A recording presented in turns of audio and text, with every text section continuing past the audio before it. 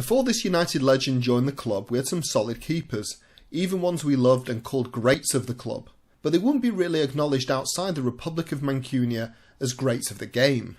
But this man changed all that. Hailing from across the sea, practically unknown, and because of that, a snipper at just over £500,000, he'd already appeared in a Euros with his native Denmark. Once he'd bedded himself in, his performances became the standard that all other goalkeepers, not only at Old Trafford, but throughout the English football and Premier League and even Europe, were measured by.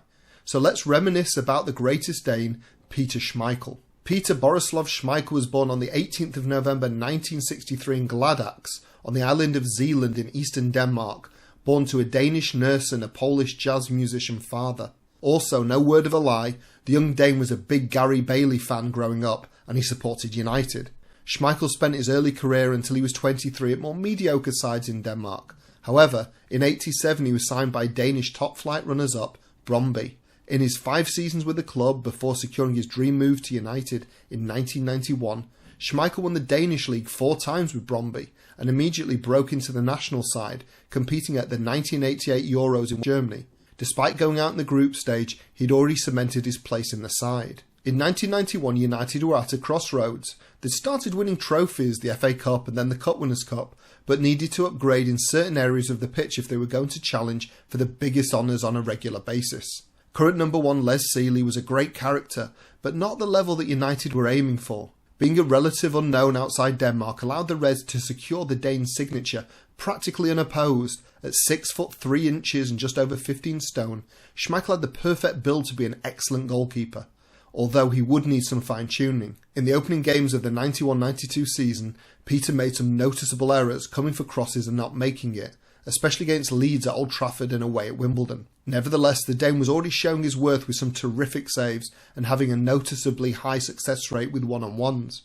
His attitude had much to do with that, with his confidence crossing the border over to arrogance at times. Schmeichel kept 25 clean sheets in that first season, including 17 in the league, but due mainly to a lack of firepower, the boys notoriously finished runners-up to Leeds in that last Football League First Division top-flight season. However, the Great Dane did pick up a couple of trophies. The club's first UEFA Super Cup against Red Star Belgrade and their inaugural League Cup win, but it was still a disappointing season. Remarkably, at the end of the season in that summer, Denmark were hastily slotted into the Euros after Yugoslavia was summarily expelled due to a bloody civil war taking place in their country. With no preparation, a relaxed Denmark managed to hold on to an opening 0-0 draw with England, mainly thanks to the Big Dane, but despite being beaten by Sweden, managed to creep past France 2-1 to take themselves into the semis. Facing the defending champions Holland, the game ended up 2-2 after extra time. It'd be Schmeichel who'd be the hero, saving a penalty from no other than the legendary forward Marco van Basten, the Danes going through 5-4. In the final against the hosts, World Cup champions and favourites Germany, Schmeichel was once again the hero, making crucial saves from Klinsmann as the Scandinavians soaked up the pressure.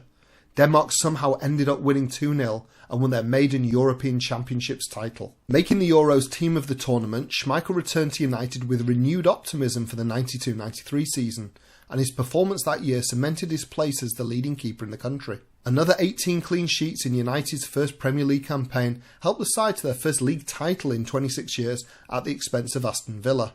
Schmeichel also made the Premier League Team of the Year, remarkably the only one he would get, with seemingly a bias in favour of English keepers as Tim Flowers, David James, David Seaman and Nigel Martin claimed the others during his time at United. This is despite Schmeichel claiming 5 league titles amongst other trophies over this period, and these other winners claiming just 2 championships between them. The following season, United just seemed to be getting better and better.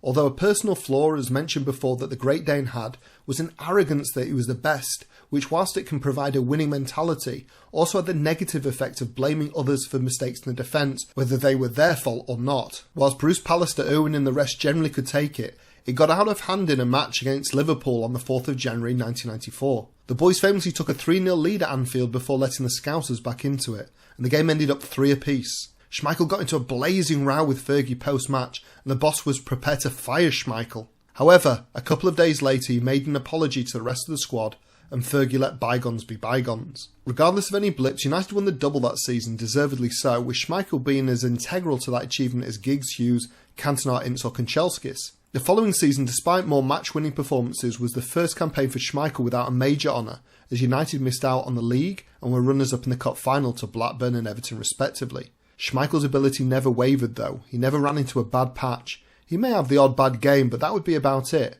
He revolutionised what a keeper's role would be too. His long throw-outs to launch an attack was something that he'd practiced from day one back in his early years in Denmark, and was a tactic that I'd never seen before. I even remember him getting an assist for Andrei Kanchelskis in his first season. Also his patented star jump, spreading himself wide to stop an onrushing attacker, was a trait that showed his innovative side, as he used every inch of his giant frame to great effect.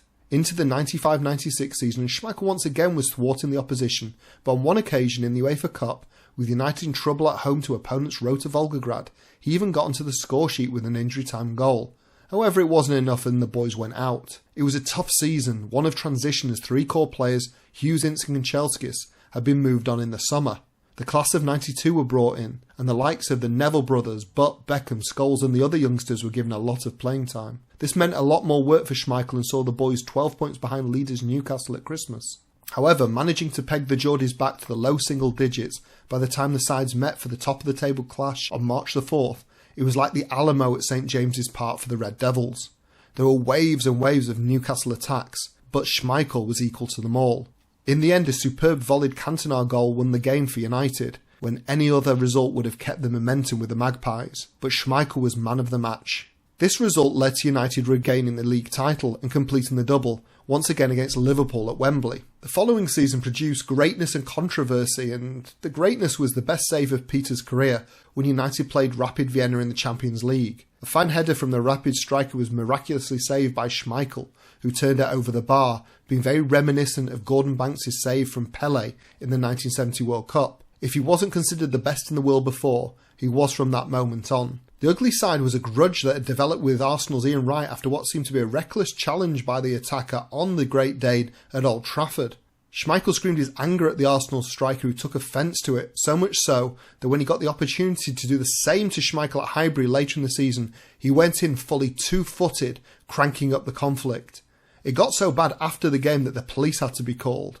Regardless of that distraction, United took the title for a second consecutive season in 1997, but the following year, with Arsenal on the rise under manager Arsene Wenger, it was them who won the double this time around as United had to settle for being runners-up once more. By this time, Schmeichel was getting tired of the long seasons at the highest level. Now aged 34, he decided that the 98-99 season would be his last in English football, but he went out in style.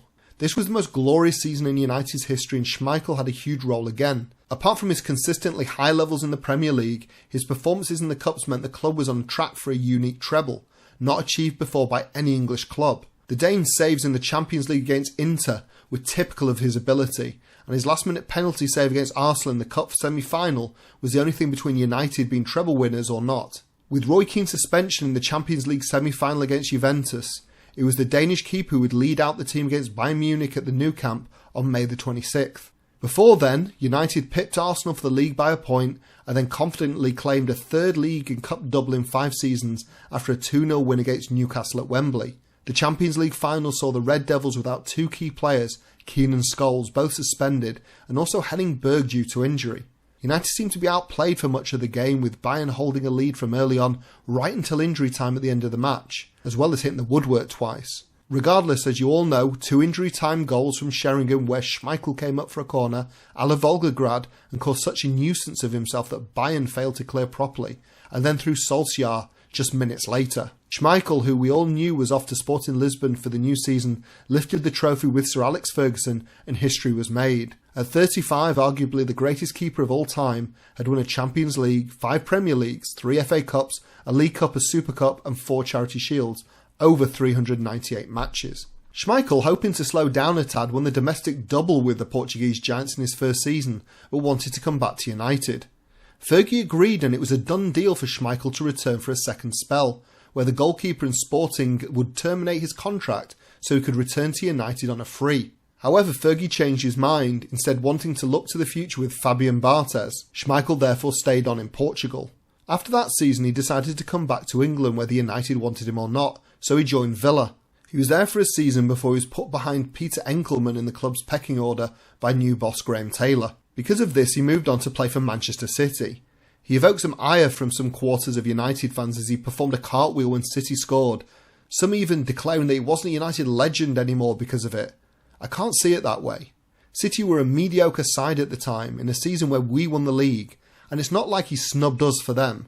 Also, we're going to forget all the trophies and title winning, never mind match saving stops. The Great Dane is the very definition of a Manchester United legend. So what's your best memory of surely our greatest goalkeeper ever?